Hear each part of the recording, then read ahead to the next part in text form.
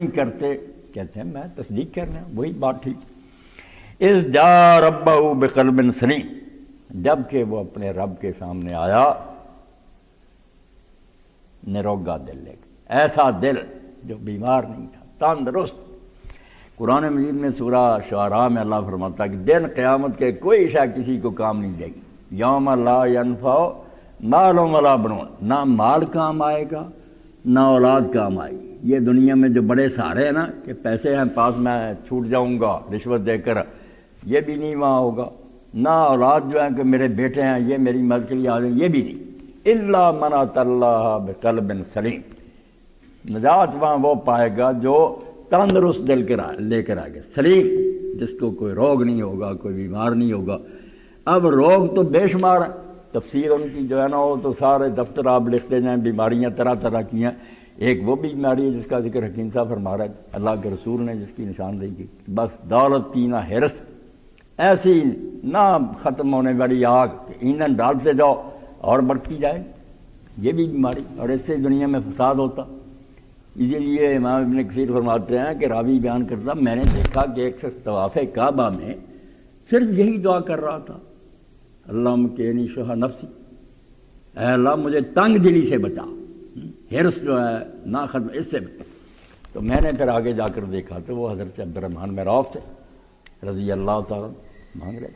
میں نے کہا آپ صرف یہ دعا کرتے ہیں؟ فرمایا اللہ نہیں کہتا وَمَن یوقَ شُحَّ نَفْسِهِ، کہ جو شح نفس سے بچ گیا ہلاک ملفلون، بیڑا پار ہو گیا۔ سارا بگاڑ تو اسی کا کہ دل نہیں سیر ہوتا جتنا، اور اسی کو اللہ کے رسول علیہ السلام نے فرمایا کہ دو بھوکے بھیڑیے بھیڑوں کے ریوڑ میں گھس جائے نا، وہ بھی اتنا نہیں ان کو چیر پھاڑ کریں گے نہ کھائیں گے جتنی دو چیزیں جو نا انسانوں کے اندر آ جائیں تو انسانی بھیڑیں جو ان کو کھا جاتے ہیں، بس معاشروں کو تباہ کرتے ہیں۔ حب المال و حب الجاہ، اقتدار کی بھوک اور دولت کی بھوک، بس جن میں یہ آ گئی وہ درندے بن جائیں گے اور چیر پھاڑ کر نہیں باز آئیں گے، نہیں رکیں گے۔ اور جب غنا پیدا ہو جائے گی، دل تندرست ہو جائے گا تو پھر نوبت یہاں تک پہنچتی ہے۔ مولانا مناظر حسن گیلانی رحمۃ اللہ علیہ لکھتے ہیں کہ میاں میر رحمۃ اللہ علیہ سے ملنے کے لیے اورنگزیب آئے لاہور۔ اب میاں میر دھوپ میں بیٹھے ہوئے تھے اور ان کا جو کمبل تھا اس میں سے جوئیں دیکھ رہے تھے۔ درویش آدمی تھے کہ کوئی جوئیں تو نہیں پڑ گئیں، وہ دیکھوں میں۔ سلطان آیا، دو تھے مرید اور درویش سارے دیکھ رہے ہیں، بادشاہ آیا بادشاہ آیا۔ آپ نے کوئی توجہ نہیں کی، تھوڑی دیر خسر پھسر سننے کے بعد آپ نے فرمایا کیا ہے؟ کہنے لگے سلطان آ رہا۔ آپ نے فرمایا ہو، میں نے سمجھا تھا کوئی موٹی سی جوں نظر آ گئی ہے جس پر آپ اتنے پریشان ہیں، سلطان آیا۔ یہ کہا کہ میں نے سمجھا کوئی موٹی جوں ہے دکھائی دی جس پر تم لوگ یہ کہتے۔ اب اورنگزیب رحمۃ اللہ علیہ جب ملنے کے بعد گئے تو کسی نمام نے، چغل خور نے ان سے کہا کہ آپ کیا ملنے آتے ہیں ان لوگوں کو؟ انہوں نے تو آپ کو جوں کے برابر نہیں سمجھا۔ وہ تو کہتے ہیں میں نے سمجھا کوئی موٹی جوں ہے، حیرانی کی بات ہوگی۔ آیا اورنگزیب پھر کے تو سلطان نے کہا وہ بادشاہ بھی اللہ کے ولی تھے، تو فرمایا کہ بھائی اگر وہ لوگ ہمیں جوں کے برابر بھی سمجھ لیں تو ان کا احسان ہے، کیا ہم سمجھیں؟ انہیں ہرس ہی نہیں، کبھی مطالبہ نہیں کیا، کوئی مانگا نہیں، اس لیے وہ کیا سمجھیں ہمیں کہ اورنگزیب کیا ہے اور اس کی حکومت کیا۔ وہ اگر ہم کو جوں کے برابر بھی سمجھیں تو یہ ان کی مہربانی عنایت ہے۔ یہ ہے غنا نفس۔ اسی کو آپ نے حدیث میں ہی فرمایا کہ لوگ پوچھتے ہیں غنا کیا ہے؟ غنا یہی ہے کہ الیاس مما حدیث فی عہد الناس، لوگوں کے پاس جو ہے نا اس کے بارے میں آدمی اپنی امید ختم کر، میں نے کسی سے کچھ نہیں لینا، غنی ہو گیا۔ اور جو دیکھتا رہا یہ چودھری میری مدد کرے گا، یہ امیر مجھے کوئی مدد دے گا، وہ بے شک کتنے خزانوں کا مالک ہے، وہ بھوکا ہی فقیر ہے۔ تو غنا نفس کی یہ بھی میں نے درمیان میں بات آ گئی، اور حکیم صاحب کی بات بالکل ٹھیک ہے کہ قبر کی مٹی ایسے آدمی کی ہرس کو ختم کر سکتی ہے، علاج کوئی نہیں، ساری زمین پر بھی قبضہ کر نہیں۔ سعدی رحمۃ اللہ علیہ فرماتے ہیں کہ ایک آدمی نے مجھے کہا، تاجر تھا، کہ حضور میری ایک تمنا ہے، آپ دعا کر دیں اللہ میرا وہ شوق پورا کر دے، پھر بے شک موت آ جائے۔ بوڑھا ہو گیا تھا، اس نے کہا میں سامان خریدوں، یورپ جاؤں، وہاں سے ہندوستان جاؤں، پھر چین جاؤں، جو دنیا کے ملک تھے نا مشرق سے مغرب ہے، یہ سارے میں اس زمانے میں یہ کہتا کہ ابھی یہ ہے میرا خیال۔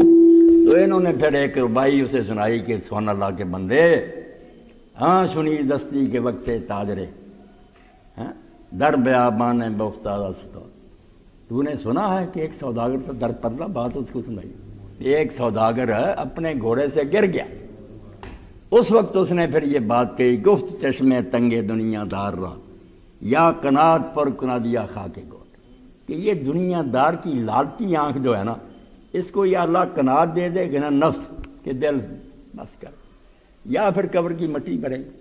تو بیماریاں، تو اللہ فرماتا ہے کہ اللہ کے ہاں جو ہے نا لوگ کامیاب ہوں گے، نہ مال و دولت سے، نہ اولاد سے، قلب سلیم سے، کہ دل کو روگ نہ ہو۔ دو روگ بڑے ہیں جن سے سارے روگ جنم لیتے ہیں، ایک شرک ہے کہ آدمی اللہ کے سوا دوسروں کو بھی سمجھے ان کے پاس کوئی زور اور طاقت ہے، ان کی طرف ہی رجوع کرتا رہے، اور ایک جو ہے نا منافقت، یکسوئی نہ ہو کہ آدمی میں کئی رنگ ہو، شتر گربا جو ہے نا دیندار بھی بننے کی کوشش کرے، دوسری بیڑی میں بھی پاؤں رکھے، ایسا آدمی جو ہے نا جو مخلص نہ ہو وہ بھی اللہ کے کام کرے۔ دو چیزیں تو ہونی چاہیے کہ توحید ہو کہ سب کچھ تیرے ہاتھ میں، میرے لیے اور کوئی دینے والا نہیں، اور دوسری طرف یکسوئی، جو ابراہیم علیہ السلام کا اللہ نے ذکر کیا نا بار بار، ابراہیم علیہ السلام کیا تھے؟ حنیفہ، ہر طرف سے منہ موڑ لیا تھا، صرف ایک طرف رخ کر، اللہ کی محبت اور اس کی وفاداری کے سوا ہر شے کو اس نے لات مار دی تھی کہ میں اللہ کا ہوں، اس کو راضی کرنے کے لیے کوشش کروں گا، میں ادھر ادھر نہیں دیکھوں گا۔ اور اسی لیے ہمیں حکم ہوا کہ جو گھر ابراہیم علیہ السلام نے بنا دیا، اقیم وجوہکم عند کل مسجد، جب عبادت کا وقت آیا اپنے سارے مسلمانوں اس کعبہ کی طرف کر، وہ کعبہ یکسوئی کے علامت ہے کہ ہر طرف یک دل ہو، یک قبلہ ہو، یک روح باز، ایک تیرا دل ہے، ایک ہی منہ ہے، ایک ہی طرف دھیان کر، ایک دل میں کئی کو نہ سما۔ تو ابراہیم علیہ السلام نے ساری عمر جس بات کا مظاہرہ کیا، شرک کی مخالفت کی، توحید کا اعلان کیا اور اخلاص کا مظاہرہ کیا، خالص اللہ کا ہو گیا تھا، کسی کے لیے ان کے پاس کچھ نہیں۔